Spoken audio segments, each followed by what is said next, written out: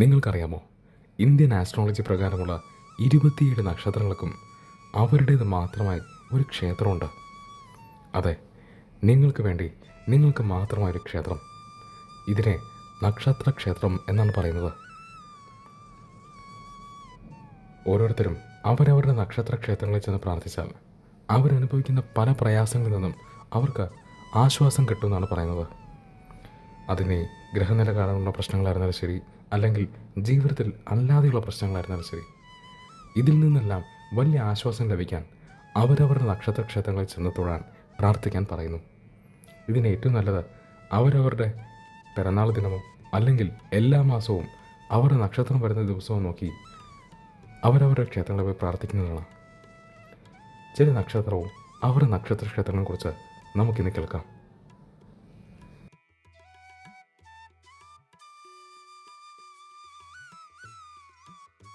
അശ്വതി നക്ഷത്രത്തിൽ ജനിച്ച ആൾക്കാർക്ക് പൊതുവെ നല്ല നിലയിൽ ജീവിക്കാൻ സാധിക്കുന്നു. അവർ ബുദ്ധിയുള്ളവരാണ്, തർക്കിക്കാൻ ഇഷ്ടമാണ്, ലക്ഷറിയസ് ആയിട്ട് ജീവിക്കാൻ ഇഷ്ടപ്പെടുന്നവരാണ്. ഇവരിൽ നമുക്കിഷ്ടപ്പെടുന്ന ഒരുപാട് സ്വഭാവങ്ങളുണ്ടാവും. ഇവർക്ക് മറ്റുള്ളവരെ മനസ്സിലാക്കാനുള്ള കഴിവുണ്ട്. ഇവരിൽ നല്ല ടീച്ചറാവാനുള്ള ക്വാളിറ്റീസ് മിക്കപ്പോഴും കാണാൻ സാധിക്കുന്നു. പൊതുവെ ഇവർക്ക് ധർമ്മത്തെക്കുറിച്ച് പഠിക്കാൻ, പുരാണത്തെക്കുറിച്ച് പഠിക്കാൻ, പലതരം ഫിലോസഫിയെക്കുറിച്ച് മനസ്സിലാക്കാൻ, ജ്യോതിഷത്തെക്കുറിച്ച് പഠിക്കാനൊക്കെ ഇൻട്രസ്റ്റ് ഉണ്ടാകുമെന്ന് പറയപ്പെടുന്നു. അശ്വതി നക്ഷത്രക്കാരുടെ ക്ഷേത്രം ഏതാണ്? അവരുടെ ക്ഷേത്രത്തിൻ്റെ പേര് ശ്രീ പിറവി മരുന്തീശ്വരർ ക്ഷേത്രം എന്നാണ്. പിറവി മരുന്തീശ്വരർ ക്ഷേത്രം ഇത് തമിഴ്നാട്ടിലാണ്. ജില്ലയുടെ പേര് തിരുവാരൂർ. ക്ഷേത്രം സ്ഥിതി ചെയ്യുന്ന നാടിൻ്റെ പേര് തിരുത്തുറൈ പൂന്തി എന്നാണ്. ഏകദേശം 1000 മുതൽ 2000 വർഷം വരെ പഴക്കം ഈ ക്ഷേത്രത്തിനുണ്ട്.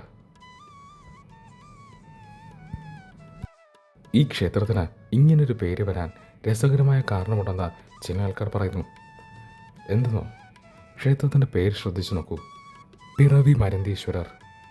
മരുന്തീശ്വരർ കൊണ്ട് ഉദ്ദേശിക്കുന്നത് മരുന്ന് കൊടുക്കുന്ന ഭഗവാനെന്ന് തന്നെയാണ്. പക്ഷേ ഏത് അസുഖത്തിന്? പിറവി എന്ന അസുഖത്തിന്. പിറവി എന്നാൽ ജനിക്കുക. ചിലർ പറയുന്നു ഈ ഭൂമിയിൽ ജനിക്കുക എന്നത് തന്നെ വളരെ വലിയൊരു അസുഖമാണെന്ന്.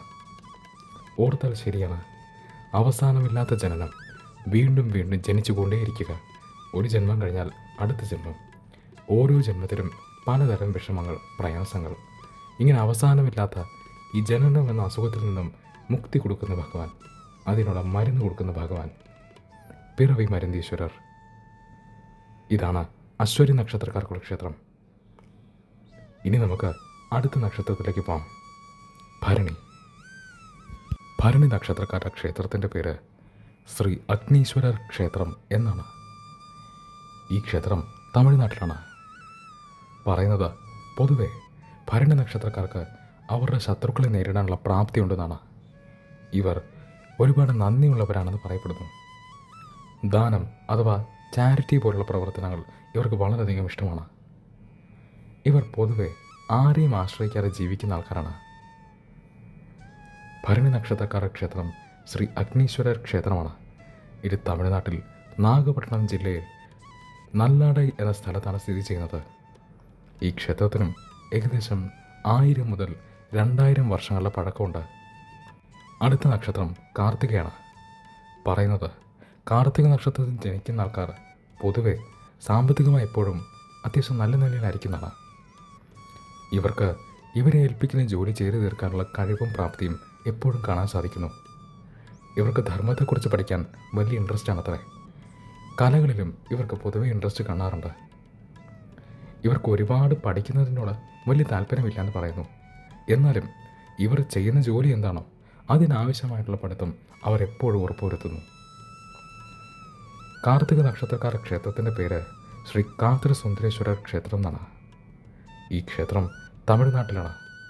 ജില്ല നാഗപട്ടണം.